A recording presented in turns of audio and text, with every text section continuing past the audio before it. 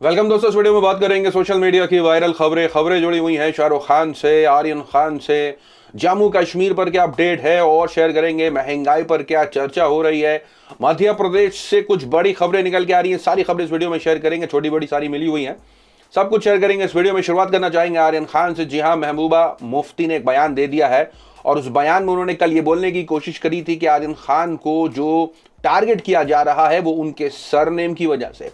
इस बयान के आने के बाद आज ये अपडेट सामने आई है कि उनके ऊपर पुलिस कंप्लेन दर्ज कर दी गई है। जी हाँ, लेकिन सोशल मीडिया पर जिस तरीके की अपडेट सामने आ रही हैं, कल सुनवाई होगी आर्यन खान की बेल की, लेकिन शाहरुख खान के हवाले से जो हैशटैग्स ट्रेंड कर रहे थे, जो लोग भी शाहरुख खान को बॉयकॉट करने की मांग कर रहे थे, उनको शाहरुख खान के फैंस लताड़ते दिखाई दे रहे हैं। जहां शाहरुख खान जो हैं वो एसिड विक्टिम से मुलाकात करते दिखाई दे रहे हैं कुछ वीडियोस में। कहीं उनके दान की चर्चा हो रही है कि उन्होंने कैसे कैसे लोगों की मदद करने की कोशिश करी है। तो वहीं बहुत से लोग शाहरुख खान से मुलाकात करने पहुंचे उनके घर, सलमान खान से लेके करण जौहर। तो वहीं कुछ लोग शाहरुख खान के लिए पोयम भी लिख रहे हैं सोशल मीडिया पर, और कुछ पोयम का नाम है शाहरुख खान में पूरा हिंदुस्तान बसता है।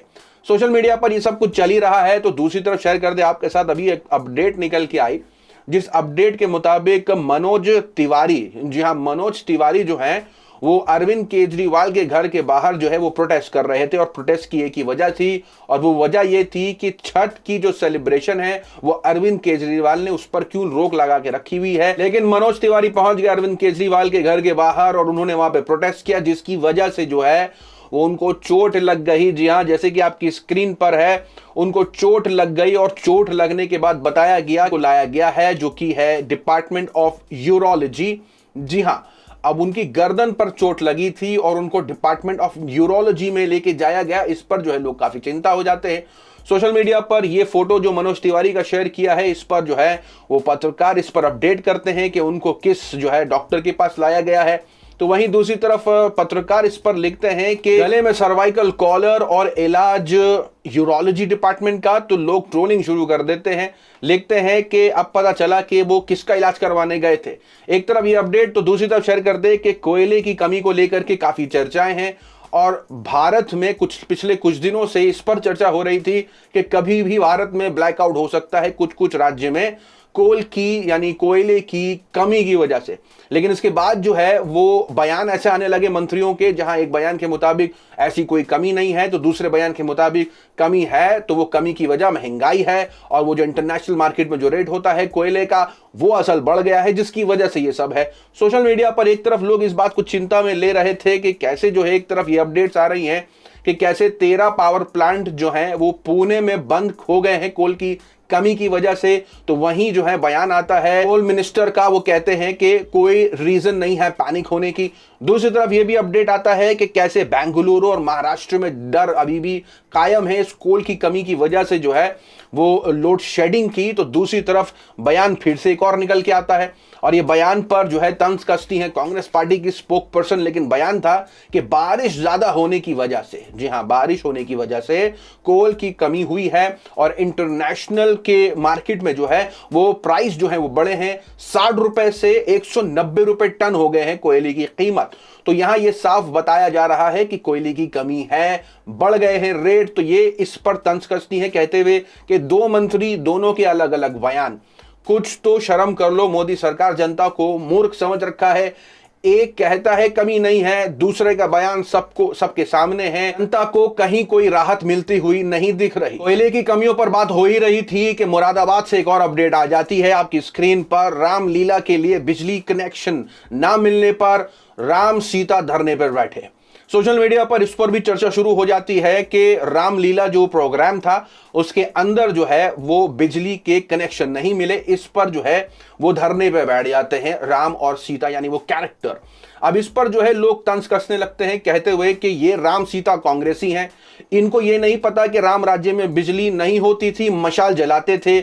और इस समय उत्तर प्रदेश में भाजपा का राम राज्य उफान पर है मूर्खों। सोशल मीडिया पर एक तरफ ये चला तो दूसरी तरफ शेयर करते जम्मू कश्मीर में जो है वो फिर से एक ऑपरेशन किया जा रहा है, क्योंकि पिछले कुछ दिनों से जिस तरीके से जम्मू कश्मीर में आतंकी हमलों की खबरें निकल के आ रही थी और बेगुनाहों की मौतों की खबरें निकल के आ रही थी, तो वहां के जवानों ने जो है वो एंटी टेरर ऑपरेशन निकाला, जिसके अंदर अभी अपडेट ऐसी है कि 7 आतंकियों को ढेर कर दिया, लेकिन 5 जवान शहीद हो गए। इस खबर के निकलने के बाद सोशल मीडिया पर जिस तरीके से लोगों ने प्रधानमंत्री नरेंद्र मोदी को घेरा है और उनसे मांग करी है कि आपके जो ट्विटर हैंडल है उसमें आप रोजाना दर्जनों जो है ट्वीट करते हैं, कहीं 2 शब्द इन वीरों की शहादत पर भी लिख देते। किसानों के साथ साथ अब तो जवानों की कुर्बानी भी भूलने लगे हैं क्या। तो दूसरी तरफ जो है वो एक और पत्रकार इस पर तंज कसते हैं, भारत के प्रधानमंत्री नरेंद्र मोदी जी, ये जो 5 कल शहीद हुए हैं ना, उन्हीं सब में माता पिता, चचा ताया, भाभी, भतीजे, बहन, पत्नी 10 महीनों से आंदोलन कर रहे हैं। मतलब जो जवानों की मौत हुई है, जो जवान शहीद हुए हैं, उनके परिवार जो है वो किसान आंदोलन में जो है इस कृषि कानूनों के खिलाफ प्रदर्शन कर रहे हैं। उन्हीं के परिजनों को आपकी पार्टी के लोग आतंकी और खालिस्तानी बताते हैं और इन्हीं के परिजनों को आपके मंत्री के बेटे कुचलते हैं। सोशल मीडिया पर इसके बाद चर्चा शुरू हो गई महंगाई पर। जी हां, अब जिस तरीके से अपडेट सामने आ रही हैं, वेबसाइट्स तो ऐसे छापते हैं जैसे मानो कि लोगों को पता ही नहीं है। आप जाएंगे बाइक लेकर के पेट्रोल पंप पर तो लोगों को पता ही चलेगा कि कितना रेट बढ़ गया है, लेकिन वेबसाइट्स में छपेगा किस किस स्टेट में क्या क्या रेट है, आप देख लीजिए। लेकिन अपने आप में ये अपडेट ऐसी है कि महंगाई चरम सीमा पर है, चाहे वो एलपीजी के दाम हो, पेट्रोल के दाम हो, तेल के दाम हो, महंगाई आसमान पर है, जिस पर लोग प्रधानमंत्री नरेंद्र मोदी को घेरते हैं उनके पुराने बयानों के साथ। जहां पेट्रोल के दाम जो है वो डीजल के 11 स्टेट में 100 से पार हो चुके हैं, तो दूसरी तरफ पटना में लगभग 1000 रुपए का एलपीजी मिल रहा है। अब इस पर लोग जो है प्रधानमंत्री नरेंद्र मोदी का पुराना बयान शेयर कर देते हैं, जिसके अंदर वो 2013 में जो है वो मौजूदा सरकार पर सवाल खड़े कर रहे थे, और उन्होंने जो सवाल खड़े करे थे और जो बयान दिए थे, इससे अभी के वक्त में हमें इसी मोदी की जरूरत है और सख्त सख्त जरूरत है, क्योंकि महंगाई जिस तरीके से बढ़ रही है। सुनिए उस वक्त मोदी जी ने क्या कहा था। आप मुझे बताइए, अगर इसी प्रकार से महंगाई बढ़ती गई तो गरीब क्या खाएगा। आज प्रधानमंत्री यहां आए थे, लेकिन प्रधानमंत्री महंगाई का मां बोलने के लिए तैयार नहीं है, महंगाई का मां बोलने के लिए तैयार नहीं है। इनका अहंकार इतना है, महंगाई के लिए एक शब्द बोलने को तैयार नहीं है। मरो तो मरो, आपका नसीब। अरे गरीब के घर में चूल्हा नहीं जलता है, बच्चा रात रात रोता है, मां आंसू पी के सोती है, और देश के नेताओं को गरीब की परवाह तक नहीं है। मित्र, यह गरीबी का हाल कर दिया है। 4 तारीख को वोट करने जाए तो जरा घर में जो गैस सिलेंडर है ना, उसको जरा नमस्कार करके जाइए। वहीं दूसरी तरफ शेयर कर दें आपके साथ, मध्य प्रदेश से 2 बड़ी अपडेट सामने आ रही हैं, जहां एक अपडेट के मुताबिक ईसाइयों पर हिंदू आउटफिट की तरफ से जो है वो फिर से हमला हुआ है, और हमला इस हद तक हुआ है कि उनको गिरफ्तार करवा दिया गया है, उन पर एफआईआर दर्ज करा दी गई है। पूरा मामला मध्य प्रदेश से जुड़ा हुआ है, जहां होली क्रॉस स्कूल के बाहर जो है वो क्रिश्चियंस अपनी रिलीजियस बुक का प्रचार कर रहे थे, अपनी बुक दे रहे थे।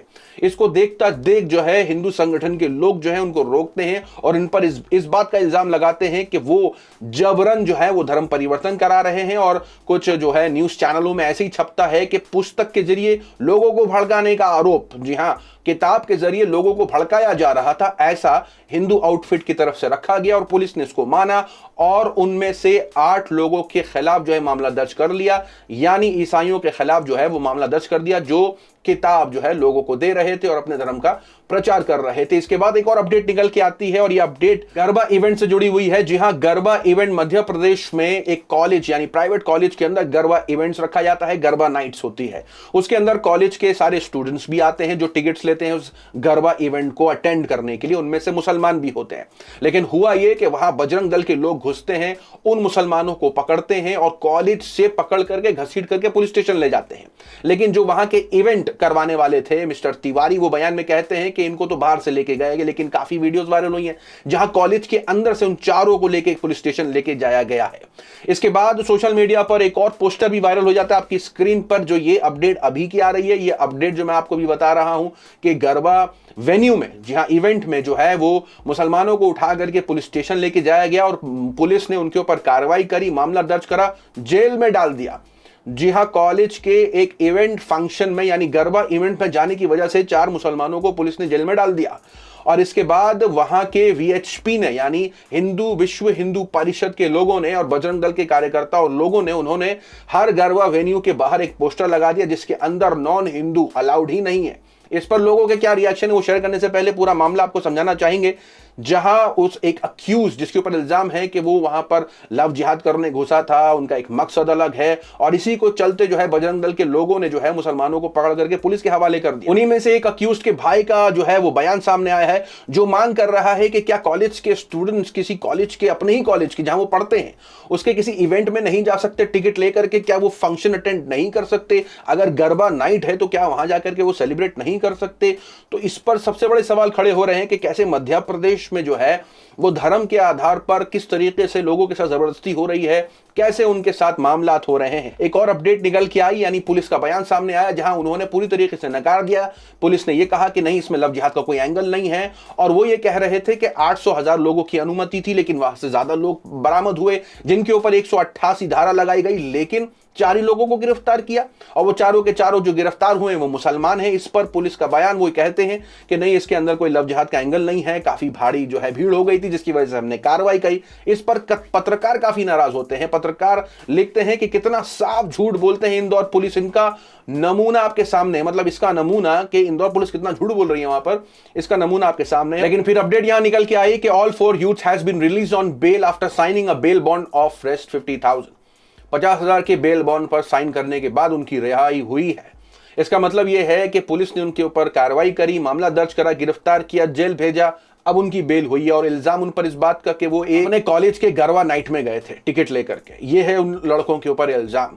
तो यहां सोशल मीडिया पर इस पर चर्चा हो रही है, बहुत से लोग इस पर रिएक्शन दे रहे हैं आपकी स्क्रीन पर कि यहां लिख रहे हैं पत्रकार, जहां उस बोर्ड पर चर्चा हो रही है कि कैसे जो है वो हिंदू आउटफिट की तरफ से ये बोर्ड्स लगाए गए हैं जहां नॉन मुस्लिम्स अलाउड नहीं है। वो लिखते हैं ये है नरेंद्र मोदी के नेतृत्व में नए भारत के सबसे बड़ी उपलब्धि। तो लोग कुछ लिख रहे हैं ग्रेट एंजॉय, मतलब जिस तरीके से धर्म के आधार पर बांट दिया है लोगों को, इस पर जो है वो लोग काफी जो है नाराज और एक्शन की मांग कर रहे हैं। संविधान के ऊपर चर्चा कर रहे हैं कि किस तरीके के लोग कानून फॉलो कर रहे हैं और मध्य प्रदेश से आए दिन कुछ ऐसी बड़ी अपडेट सामने आती रहती है। आपकी क्या राय सारी खबरों को लेकर के कमेंट सेक्शन में जरूर बताएं। मिलते हैं आपसे अगली वीडियो में, तब तक के लिए अपना ख्याल रखें।